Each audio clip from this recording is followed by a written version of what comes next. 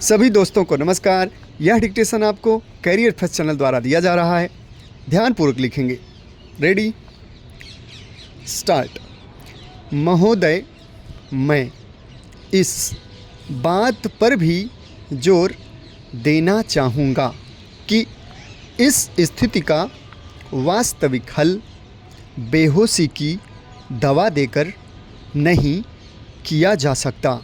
इससे रोग के लक्षणों की उग्रता को तो कुछ समय के लिए भूला जा सकता है, पर अंततः तो रोग बढ़ ही जाता है।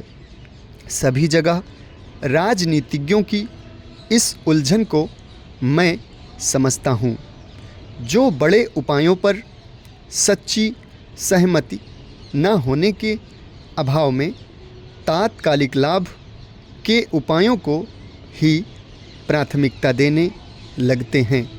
इसलिए आज वास्तविक आवश्यकता इस बात की है कि लोगों और परिवारों को जल्दी से लाभ पहुंचाने के उपायों में और पूरे समाज को लाभ पहुंचाने वाले दीर्घकालीन उपायों के बीच सामंजस्य और तालमेल स्थापित किया जाए, क्योंकि अप्रत्यक्ष ढंग से उनसे भी लोगों और व्यक्तियों को लाभ पहुंचता है। इसलिए हमारा कार्यक्रम ऐसा होना चाहिए जो व्यक्ति, परिवार और समाज सभी के लिए उपयुक्त हो और माइक्रो स्तर पर तीनों तरफ चलने वाले हमारे प्रयास एक और मिल जाएं। हमारी 8वीं योजना में इसी बात पर जोर दिया गया है। इस योजना में ग्रामीण विकास की राशि में भारी वृद्धि की गई है, जो 11,000 करोड़ रुपए से बढ़ाकर 30,000 करोड़ रुपए कर दी गई है। इसमें जिन कार्यक्रमों को शामिल किया गया है उनमें रोजगार पैदा करना, रोजगार का आश्वासन देना, समन्वित बाल विकास योजनाएं, टीकाकरण, शिक्षा और अन्य कई सामाजिक आवश्यकताएं पूरी करने वाली योजनाएं भी शामिल हैं। इस बात की आवश्यकता हमेशा बनी रहती है कि समय समय पर लोगों की ज़रूरतों और मांगों को देखते हुए उनमें हमेशा यथोचित सामंजस्य किया जाना चाहिए। तथापि केवल इतना ही पर्याप्त नहीं होता कि योजनाएं शुरू कर दी जाएं।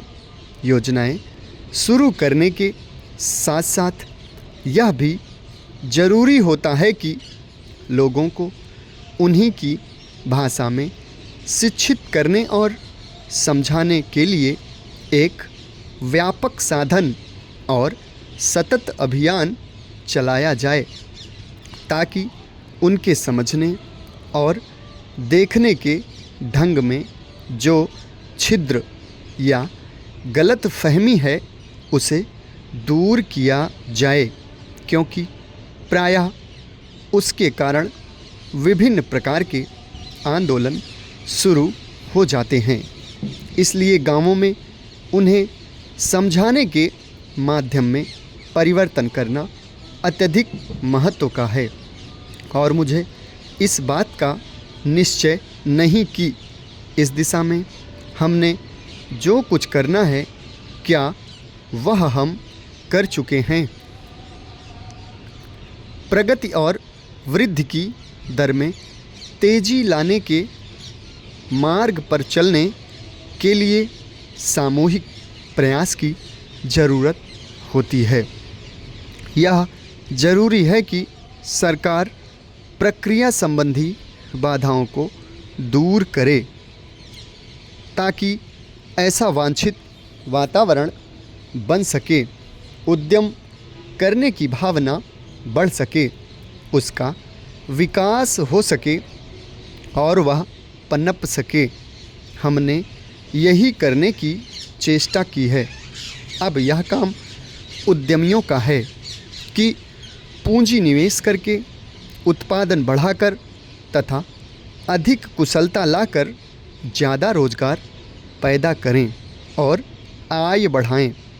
आय बढ़ने के साथ साथ मांग बढ़ेगी और इस तरह उत्तरोत्तर वृद्धि का चक्र शुरू हो जाता है। समाप्त। धन्यवाद।